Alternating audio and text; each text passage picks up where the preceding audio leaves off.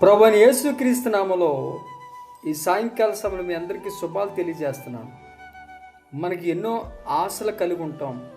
మన ఆశలు తీర్చుకోవాలని ఎన్నో ప్రయత్నాలు చేస్తూ ఉంటాం. చాలామంది మనుషుల మీద వాళ్ళ ఆశలన్నీ పెట్టుకొని వాళ్ళ ఆశలు తీర్చుకోవాలని ప్రయాసపడుతూ ఉంటారు. కానీ వాళ్ళకి నిరాశ ఎదురవుతూ ఉంటుంది. కానీ మనం ఎవరి మీద ఆశ పెట్టుకోవాలంటే దేవుడి మీద ఆశ పెట్టుకోవాలి.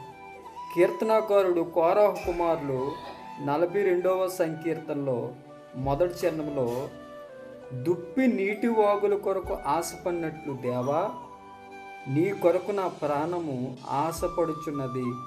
వారి యొక్క ఆశ ఏంటంటే ఎవరి మీదంటే దేవుడి మీద వారు ఆశ కలిగి ఉన్నారు. వాళ్ళ ఆశలన్నీ ఎవరు తీరుస్తారని ఎదురు చూస్తున్నారంటే దేవుడు మా ఆశలు తీర్చగలిగేటటువంటి దేవుడని కోరాహు కుమారులు ఈ లోకం మీద కానీ లోకంలో ఉన్న మనుషుల మీద కానీ వారు ఆశ పెట్టుకోలేదు, కానీ దేవుడి మీద ఆశ పెట్టుకున్నారు. 107వ కీర్తన 9వ చరణంలో కూడా ఆశగల ప్రాణమును ఆయన తృప్తిపరిచి ఉన్నాడని కీర్తనకారుడు తెలియజేస్తాడు. మన ఆశలన్నీ తీర్చబడాలంటే దేవుడి మీద మనం ఆశ పెట్టుకొని ఈ లోకంలో బ్రతుకుదాం.